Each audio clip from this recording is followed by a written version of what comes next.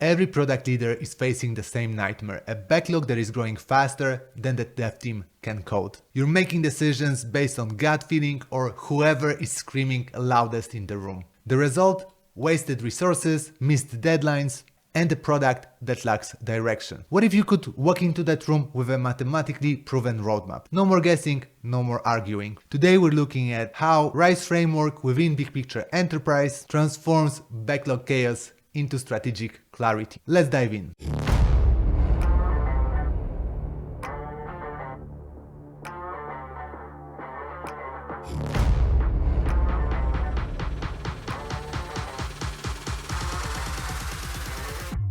RISE is an acronym for 4 specific factors. Let's break them down. R is for reach. So how many people will the feature that we are working on impact in a specific time frame? Think customers per quarter or transactions per month. Reach keeps you from over-prioritizing features that only a tiny fraction of your users will actually see. So in my example, I have set the reach to 8,000, 10,000 users, and so on and so forth. Now I stands for impact. How much does this contribute to your key goal? Here we usually use a tiered scale ranging from 1 to 3 or 1 to 5. I'm using the rank with the 5-star meaning a massive impact, 3 medium, and 1 for low. The next factor is the confidence. The C in RISE is the secret weapon. How sure you are about your estimates. If you have data, it's 100%. If it's just a hunch, it's 50%. This prevents the shiny object syndrome from ruining your roadmap. Now in my case, I'm using label type of fields, and for each of these field values, I can assign a numerical value. So from 100 to 50 to 10%, for example. The last factor is the effort. The effort is the denominator. So while we multiply the reach times impact times the confidence, we divide all of this by the effort needed. Effort meaning how much time will this take from your entire team. You can measure it in person months, and in general, the more effort, the lower the final score. Let's look at some of these features. On the very top of my RISE score list, if I sort by score, you'll notice that I have a performance patch. Now in this case, the reach is very high because it will affect all the users. The impact is medium, but the confidence is high. Now if you put all of this together and divide by the small effort needed to deliver this patch, you'll end up with a very high RISE score. Now if we look at the GDPR compliance here, you'll notice that the score is lower by 5,000 points. Here however, the main difference is that the effort needed to deliver this feature is set to large. While impact is even larger, it's 5 stars, the effort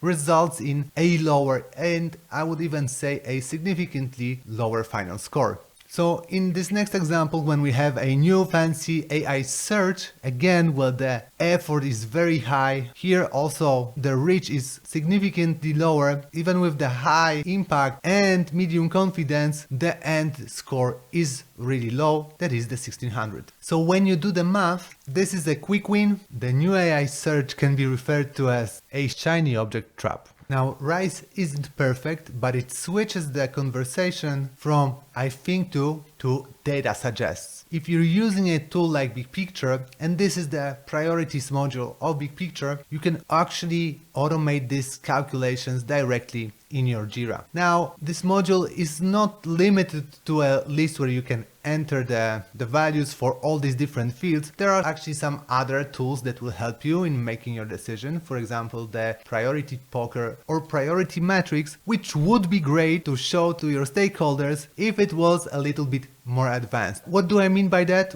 Well, while you can customize the matrix, you can see here that for the X and Y axis, I can select single fields only. Now, it would be more appropriate to use the value versus effort on that as X and Y axis. Here I'm not able to do that as the value cannot be calculated by the impact multiplied by reach. So there's still some area for improvement, but still you can get quite a lot of information from that view. Now the priority score can be displayed in all sorts of other views within BigPicture. I won't be going through all of them, but for example, if you have a look at the Gantt, which can be used to generate your roadmap, you'll see that I can add this score as a column and sort my list just as I did earlier. If I click on this priority score value, I can also enter the values here directly. Now there is still area for improvement. For example, it does not sync with the actual effort estimates in your backlog, so that's something that would be great to have. But other than that, it's a huge step forward. Now the priority score helps you to plan your roadmap. So you can plan your big wins, quick wins, and based on the data, based on the score, decide which of your features should be moved to the discovery or future rather than development. To keep your users excited and make sure that some items with a lower priority score but still that will keep your users happy are also added to every release. Now what I've done here is I used color coding to indicate the difference between the items which are my big wins that have a score above 10,000 and the other ones which can be referred to as quick wins. Now within BigPicture Enterprise, that's not the only thing you can do with the scores. There are other formulas that you can use, and what is also important, you can adjust the formula to your needs. Why am I saying that? Because keep in mind that RISE formulas are quite sensitive. If I modify my formula slightly, let me add a field that I created with a slightly different ways of calculating the score.